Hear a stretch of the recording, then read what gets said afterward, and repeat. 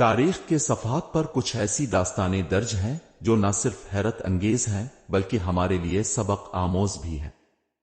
ایسی ہی ایک کہانی ہے ہندوستان کی سلطنت دہلی کے غلام بادشاہوں کی، جنہوں نے اپنی قابلیت، جرأت اور حکمت عملی سے تاریخ کے دھارے کو بدل دیا۔ یہ بادشاہ وہ تھے جن کا آغاز غلامی سے ہوا، لیکن اپنی جدوجہد اور ہنر کے ذریعے وہ تخت دہلی تک پہنچے۔ ان کا عروج اس بات کا ثبوت تھا کہ اگر ارادے پختہ ہوں اور محنت ایماندار ہو تو کوئی بھی منزل حاصل کی جا سکتی ہے۔ غلام خاندان کی بنیاد ایک غیر معمولی شخصیت نے رکھی، جنہیں ہم قطب الدین ایبک کے نام سے جانتے ہیں۔ قطب الدین ایبک ایک ترک غلام تھا جو غلاموں کی منڈی سے خرید کر محمد غوری کے دربار تک پہنچا، لیکن اس کی قسمت صرف غلام رہنے کے لیے نہیں لکھی گئی تھی۔ اپنی ذہانت، وفاداری اور انتظامی صلاحیتوں کی بدولت وہ محمد غوری کا قریبی ساتھی بن گیا۔ محمد غوری کے ہندوستان پر حملوں کے دوران قطب الدین ایبک نے نہ صرف جنگی میدان میں شاندار کارکردگی دکھائی بلکہ فتح کے بعد ہندوستان میں ایک مضبوط انتظامی ڈھانچہ بھی قائم کیا۔ محمد غوری نے اپنی زندگی میں قطب الدین کو ہندوستان کا گورنر مقرر کیا، اور جب غوری کا انتقال ہوا تو قطب الدین نے دہلی میں اپنی خود مختاری کا اعلان کیا اور سلطنت دہلی کے پہلے بادشاہ کے طور پر تاریخ کا حصہ بن گیا۔ قطب الدین ایبک کا دور حکومت کئی لحاظ سے منفرد تھا۔ وہ ایک بادشاہ ہونے کے باوجود عاجزی اور سادگی کا نمونہ تھا۔ اس نے دہلی میں مشہور قطب مینار کی تعمیر کا آغاز کیا، جو آج بھی اس کی عظمت کی یادگار کے طور پر کھڑا ہے۔ ایبک نے صرف 4 سال حکومت کی، لیکن ان 4 سالوں میں اس نے وہ بنیاد رکھی جس پر دہلی سلطنت کی عظیم عمارت کھڑی ہوئی۔ یہ کہانی صرف قطب الدین ایبک کی نہیں بلکہ ان غلام بادشاہوں کی ہے جنہوں نے اپنی قابلیت سے ہندوستان کی تاریخ پر گہرے نقوش چھوڑے۔ ان کی داستانیں ہمیں یہ سکھاتی ہیں کہ اگر عزم بلند ہو تو غلامی کی زنجیریں بھی ٹوٹ سکتی ہیں۔ قطب الدین ایبک کی زندگی اور دور حکومت اس قدر مختصر تھا کہ وہ دہلی سلطنت کو مکمل طور پر مستحکم نہیں کر سکے، لیکن ان کے بعد آنے والے بادشاہوں نے ان کی بنیادوں پر ایک عظیم سلطنت تعمیر کی۔ قطب الدین ایبک کی وفات کے بعد ان کے غلام اور وفادار ساتھی ارم شاہ نے دہلی کے تخت پر قبضہ کر لیا، لیکن وہ ایک کمزور حکمران ثابت ہوا۔ ارم شاہ کی نااہلی کے باعث سلطنت کو خطرات لاحق ہونے لگے۔ اسی دوران ایک اور باصلاحیت اور قابل غلام التتمش نے دہلی کی تاریخ میں قدم رکھا۔ شمس الدین التتمش وہ شخصیت تھے جنہوں نے دہلی سلطنت کو مضبوط کرنے میں کلیدی کردار ادا کیا۔ التتمش بھی ایک غلام کے طور پر فروخت ہوا تھا، لیکن اپنی قابلیت اور شجاعت کی وجہ سے وہ قطب الدین ایبک کے قریب آ گیا۔ قطب الدین نے اسے اپنی بیٹی کے ساتھ شادی کر کے اپنے خاندان کا حصہ بنایا، اور یوں التتمش نے ایبک کے بعد دہلی کے تخت پر اپنی حکمرانی قائم کی۔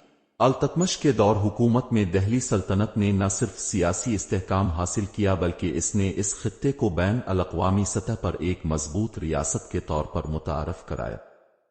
التتمش نے اپنے دشمنوں کو شکست دی، باغیوں کو کچلا اور دہلی کو ایک مضبوط قلعے میں تبدیل کر دیا۔ اس نے کئی اہم شہروں پر قبضہ کیا، جن میں بنارس، گوالیار اور بنگال شامل تھے۔ اس کے علاوہ التتمش نے سلطنت کو مالی طور پر بھی مضبوط کیا۔ التتمش کی سب سے بڑی کامیابی یہ تھی کہ اس نے دہلی کو خلافت عباسیہ سے تسلیم کروایا۔ اس وقت دنیا میں عباسی خلافت کو مسلمانوں کی سب سے بڑی مذہبی اور سیاسی طاقت سمجھا جاتا تھا۔ عباسی خلیفہ نے التتمش کو دہلی کا قانونی حکمران تسلیم کرتے ہوئے اسے ایک خلعت، عزت کا لباس اور خط بھیجا۔ اس اقدام نے دہلی سلطنت کی ساکھ کو بے حد بڑھا دیا اور اسے ایک عالمی حیثیت دی۔ التتمش کے دور میں کئی تعمیراتی کام بھی ہوئے۔ اس نے قطب مینار کی تعمیر کو مکمل کروایا، جو آج بھی دہلی کی شان ہے۔ اس کے علاوہ التتمش نے دہلی میں کئی مدرسے اور مساجد بھی تعمیر کروائیں، جہاں علم اور مذہب کی روشنی عام کی گئی۔ التتمش کی حکمرانی کا سب سے حیرت انگیز پہلو یہ تھا کہ اس نے خواتین کو بھی ریاستی معاملات میں شامل کیا۔ اس کی بیٹی رازیہ سلطانہ اس کی بہترین مثال ہیں، جنہیں التتمش نے اپنے بیٹوں کی جگہ تخت کا وارث مقرر کیا۔ یہ اس وقت کے معاشرتی رویوں کے خلاف ایک انقلابی قدم تھا، جہاں خواتین کو حکمرانی کے لیے موزوں نہیں سمجھا جاتا تھا۔ التتمش کی موت کے بعد دہلی سلطنت ایک بار پھر انتشار کا شکار ہو گئی۔ اس کی وفات کے بعد اس کے بیٹے حکمران بنے، لیکن وہ اپنے والد کی طرح مضبوط اور باصلاحیت نہیں تھے۔ نجتا سلطنت کمزور ہونے لگی اور داخلی انتشار بڑھنے لگا۔ تاہم اس وقت کی سب سے دلچسپ اور متاثر کن کہانی رازیہ سلطانہ کی ہے، جو ایک خاتون ہونے کے باوجود تخت دہلی پر بیٹھی اور اپنی حکمرانی کے ذریعے ثابت کیا کہ عورتیں بھی مردوں کی طرح بہادر اور قابل حکمران ہو سکتی ہیں۔ التتمش کی وفات کے بعد دہلی سلطنت میں ایک نیا باب شروع ہوا، جسے تاریخ میں ایک منفرد حیثیت حاصل ہے۔ التتمش نے اپنی بیٹی رازیہ سلطانہ کو اپنے بعد تخت کی وارث مقرر کیا تھا، لیکن یہ فیصلہ اس وقت کے سماجی اور سیاسی حالات کے بالکل برعکس تھا۔ اس دور میں عورتوں کو حکمرانی کے قابل نہیں سمجھا جاتا تھا اور مرد حکمرانوں کی حکمرانی کو ہی جائز مانا جاتا تھا۔ لیکن التتمش اپنی بیٹی کی ذہانت، بہادری اور حکمرانی کی صلاحیتوں سے خوب واقف تھا۔ التتمش کے انتقال کے بعد اس کے بیٹوں نے تخت پر قابض ہونے کی کوشش کی، لیکن وہ نہایت کمزور اور ناتجربہ کار ثابت ہوئے۔ درباریوں اور وزراء نے بھی رازیہ کے حق میں آواز اٹھائی اور یوں وہ دہلی سلطنت کی پہلی خاتون حکمران بن گئی۔ رازیہ سلطانہ کا تخت نشین ہونا ایک انقلابی اقدام تھا، جو نہ صرف دہلی بلکہ پورے برصغیر کی تاریخ میں ایک منفرد مقام رکھتا ہے۔ رازیہ سلطانہ نے اپنی حکمرانی کے دوران کئی اصلاحات کی۔ اس نے سب سے پہلے دربار میں موجود کرپٹ درباریوں اور حکومتی افسران کو برخاست کیا، جو سلطنت کی ترقی میں رکاوٹ بن رہے تھے۔ اس نے عوام کی فلاح و بہبود کے منصوبے شروع کیے اور غریبوں کے لیے خصوصی اسکیمیں متعارف کروائیں۔ رازیہ نے اپنی فوج کو مضبوط کیا اور اپنی سلطنت کے سرحدوں کو محفوظ بنانے کے لیے مختلف علاقوں میں قلعے تعمیر کروائے۔ رازیہ کی شخصیت نہایت متاثر کن تھی۔ وہ نہ صرف ایک بہترین حکمران تھیں بلکہ ایک جرأت مند جنگجو بھی تھیں۔ وہ مردوں کی طرح جنگی لباس پہن کر میدان جنگ میں اتریں اور دشمنوں کو شکست دی۔ انہوں نے اس بات کا عملی ثبوت دیا کہ عورتیں بھی طاقتور حکمران ہو سکتی ہیں، لیکن ان کی سب سے بڑی کامیابی عوام کا دل جیتنا تھا۔ رازیہ نے اپنے دروازے عوام کے لیے کھول دیے تھے، جہاں وہ خود لوگوں کے مسائل سنتی اور ان کا حل نکالتی تھی۔ تاہم رازیہ کی حکمرانی کو کئی چیلنجز کا سامنا کرنا پڑا۔ ان کے دربار میں موجود کچھ وزراء اور درباری ان کی کامیابیوں سے حسد کرتے تھے اور ان کے خلاف سازشیں کرتے رہتے تھے۔ رازیہ نے ان سازشوں کا بہادری سے سامنا کیا، لیکن اندرونی اختلافات نے ان کی حکومت کو کمزور کرنا شروع کر دیا۔ رازیہ سلطانہ کے دور کا سب سے بڑا المیہ یہ تھا کہ ان کے دربار میں موجود چند اہم شخصیات نے ان کے خلاف بغاوت کر دی۔ ان بغاوتوں کی وجہ سے رازیہ کو کئی مشکلات کا سامنا کرنا پڑا اور ایک موقع ایسا بھی آیا جب انہیں تخت چھوڑ کر قید میں ڈال دیا گیا۔ لیکن رازیہ نے کبھی ہار نہیں مانی۔ وہ اپنی آزادی کے لیے مسلسل جدوجہد کرتی رہیں اور ایک موقع پر انہوں نے قید سے فرار ہو کر دوبارہ تخت حاصل کرنے کی کوشش کی۔ رازیہ سلطانہ کی کہانی ایک ایسی عورت کی داستان ہے جس نے تمام سماجی رکاوٹوں اور مخالفتوں کے باوجود اپنے خوابوں کو حقیقت میں بدلا۔ ان کی بہادری، حکمت اور عوام دوستی آج بھی تاریخ کے صفحات میں زندہ ہے۔ ان کا دور مختصر ضرور تھا، لیکن ان کے کارنامے اور قربانیاں ہمیشہ یاد رکھی جائیں گی۔ رازیہ سلطانہ کے بعد دہلی سلطنت کے حالات مزید پیچیدہ ہو گئے۔ ان کی وفات کے بعد تخت پر قبضے کے لیے کئی سازشیں ہونے لگیں۔ درباریوں، امیروں اور مختلف علاقوں کے گورنروں نے طاقت کے حصول کے لیے اپنے اپنے دعوے پیش کیے۔ اس سیاسی انتشار کے دوران دہلی سلطنت ایک بار پھر کمزور ہوتی نظر آئی اور دشمنوں نے اس کا فائدہ اٹھانے کی کوشش کی۔ لیکن یہ وہ وقت تھا جب ایک اور طاقتور غلام بادشاہ نے دہلی سلطنت کو دوبارہ مستحکم کرنے کی کوشش کی۔ یہ بادشاہ غیاث الدین بلبن تھا، جس نے اپنی حکمت عملی اور سخت فیصلوں سے دہلی سلطنت کو نئی زندگی دی۔ غیاث الدین بلبن بھی غلاموں کی صف سے اٹھ کر بادشاہ بننے والے ان عظیم حکمرانوں میں شامل تھا، جنہوں نے اپنی قابلیت اور جدوجہد سے تاریخ رقم کی۔ وہ شمس الدین التتمش کے دربار میں ایک اہم عہدے پر فائز تھا اور اپنی وفاداری اور عقل مندی کے باعث درباریوں میں نمایاں حیثیت رکھتا تھا۔ بلبن نے اپنی زندگی میں کئی مشکلات کا سامنا کیا، لیکن وہ کبھی شکست قبول نہیں کرتا تھا۔ بلبن کے دور حکومت کی سب سے خاص بات اس کی مضبوط اور مستحکم حکومت تھی۔ اس نے دہلی سلطنت میں نظم و ضبط قائم کرنے کے لیے کئی سخت اقدامات کیے۔ بلبن کا نظریہ تھا کہ بادشاہ کو عوام کے سامنے ایک مقدس اور بلند شخصیت کے طور پر پیش ہونا چاہیے تاکہ عوام میں خوف اور احترام پیدا ہو۔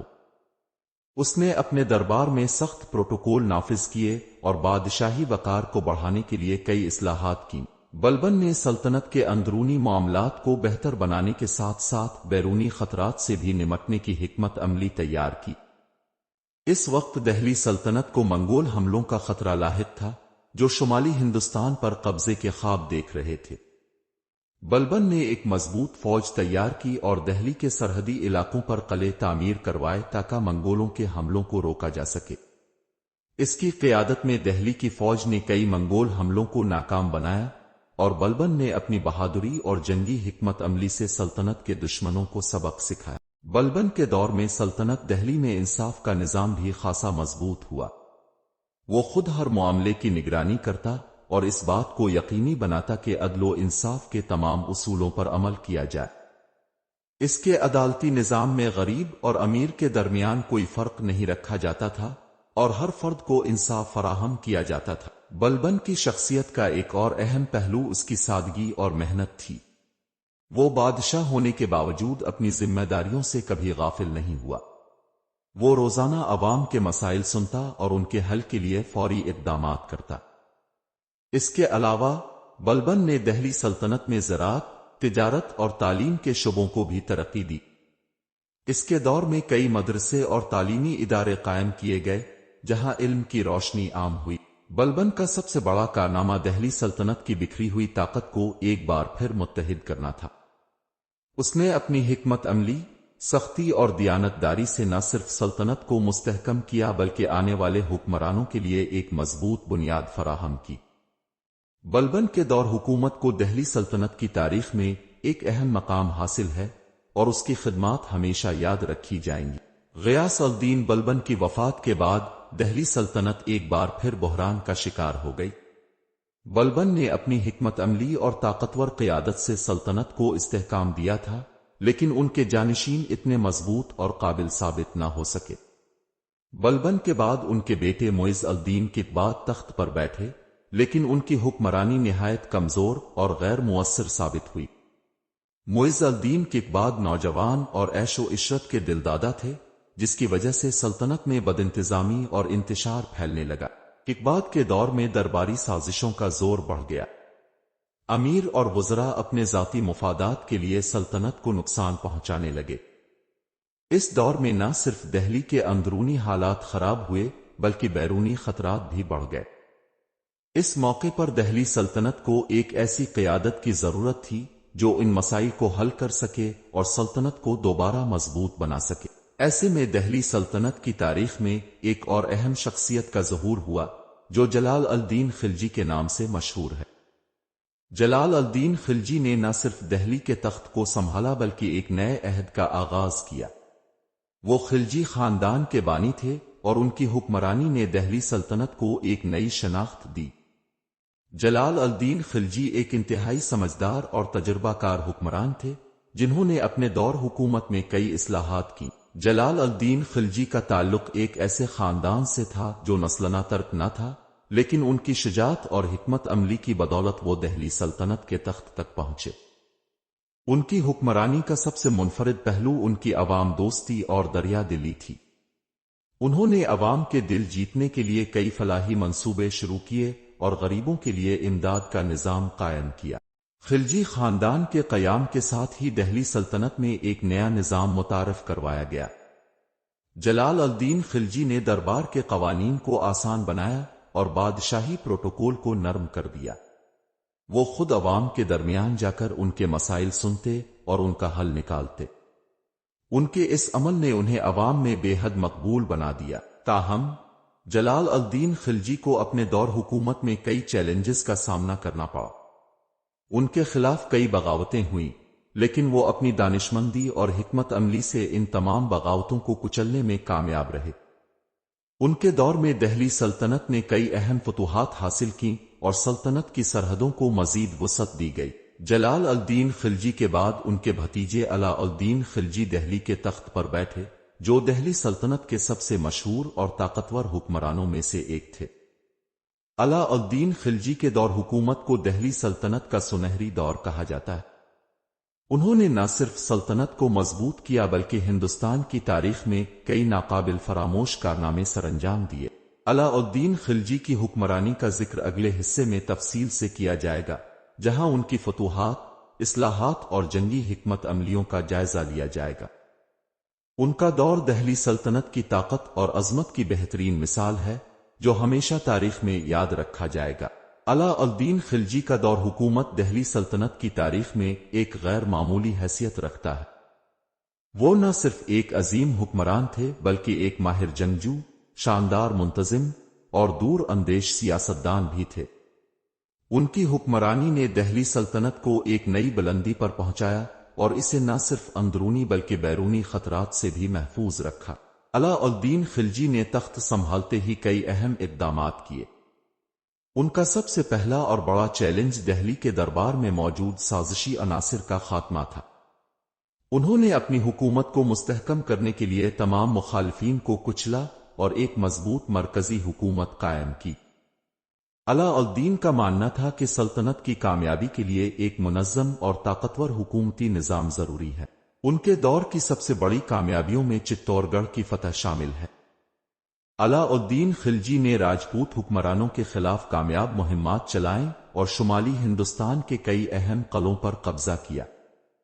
چتور گڑھ کی مہم نہ صرف ایک عسکری فتح تھی بلکہ یہ دہلی سلطنت کی طاقت کی علامت بن گئی۔ اس جنگ سے جڑی کہانیاں جیسے کہ رانی پدمنی کی جرأت اور جوہر کی روایت آج بھی تاریخ کے صفحات میں زندہ ہے۔ علاء الدین خلجی کی فتوحات کا سلسلہ صرف ہندوستان تک محدود نہیں رہا۔ ان کے دور میں دہلی سلطنت کے سرحدوں کو مزید وسعت ملی اور کئی دور دراز علاقوں پر قبضہ کیا گیا۔ انہوں نے جنوب میں دوان دکن کے خلاف مہم چلائی اور دکن کے کئی علاقوں کو دہلی سلطنت کا حصہ بنایا۔ ان کی فوج نے نہایت مہارت اور حکمت عملی سے دشمنوں کو شکست دی اور سلطنت کو وسعت دی۔ ان کی عسکری فتوحات کے علاوہ علاء الدین خلجی کی انتظامی اصلاحات بھی بے مثال تھیں۔ انہوں نے ایک مضبوط معیشت کی بنیاد رکھی اور ٹیکس کے نظام کو بہتر بنایا۔ ان کے دور میں بازاروں کی نگرانی کا نظام متعارف کروایا گیا، جس کا مقصد قیمتوں کو کنٹرول کرنا اور عوام کو مہنگائی سے بچانا تھا۔ ان کی یہ اصلاحات ہندوستانی تاریخ میں پہلی مرتبہ دیکھنے کو ملے اور بعد میں آنے والے حکمرانوں کے لیے مثال بن گئی۔ علاء الدین خلجی نے اپنی حکومت میں فوجی نظام کو بھی جدید خطوط پر استوار کیا۔ انہوں نے ایک مستقل فوج قائم کی اور فوجیوں کو براہ راست خزانے سے تنخواہیں دینے کا نظام نافذ کیا۔ اس سے نہ صرف فوج کی کارکردگی میں بہتری آئی بلکہ حکومت پر فوج کی مکمل وفاداری بھی قائم ہوئی۔ ان کے دور میں فوج کو جدید اسلحہ اور تربیت فراہم کی گئی، جس کی بدولت دہلی سلطنت منگول حملوں کے خلاف مضبوط دیوار ثابت ہوئی۔ منگولوں کے حملے علاء الدین خلجی کے دور میں دہلی سلطنت کے لیے ایک بڑا خطرہ تھے۔ انہوں نے کئی مرتبہ ہندوستان پر حملہ کرنے کی کوشش کی، لیکن علاء الدین کی قیادت میں دہلی کی فوج نے ہر بار انہیں شکست دی۔ ان کی جنگی حکمت عملی اور مضبوط قلعہ بندی نے منگولوں کو ہندوستان پر قبضے سے روکے رکھا۔ علاء الدین خلجی کا دور حکومت نہ صرف عسکری اور انتظامی میدانوں میں شاندار تھا بلکہ ان کی عوامی فلاح و بہبود کی پالیسیاں بھی قابل تعریف تھیں۔ انہوں نے غریبوں کے لیے کئی فلاحی منصوبے شروع کیے اور عوام کے مسائل حل کرنے کے لیے ایک مؤثر نظام قائم کیا۔ ان کے دور میں دہلی سلطنت ایک مستحکم اور خوشحال ریاست بن گئی، جہاں ہر طبقے کے لوگ اپنی زندگی بہتر طریقے سے گزار سکتے تھے۔ ان کی شخصیت کا ایک اور منفرد پہلو ان کی سختی اور انصاف پسندی تھی۔ علاء الدین خلجی نے اپنی حکومت میں ہر قسم کی بدعنوانی کو ختم کیا اور دربار میں نظم و ضبط قائم کیا۔ وہ خود ہر معاملے کی نگرانی کرتے اور کسی کو بھی قانون سے بالاتر نہیں سمجھتے تھے۔ ان کی یہی خصوصیات انہیں ایک عظیم حکمران بناتی ہیں، جن کا نام تاریخ میں ہمیشہ یاد رکھا جائے گا۔ علاء الدین خلجی کے دور حکومت نے دہلی سلطنت کو ایک طاقتور اور مستحکم ریاست میں تبدیل کر دیا۔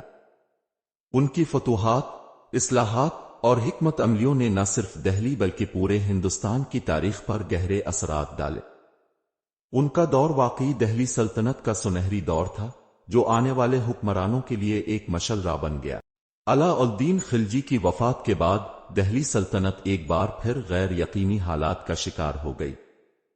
ان کے جانشین حکومت کو اس انداز سے نہیں سنبھال سکے جیسا کہ علاء الدین نے کیا تھا۔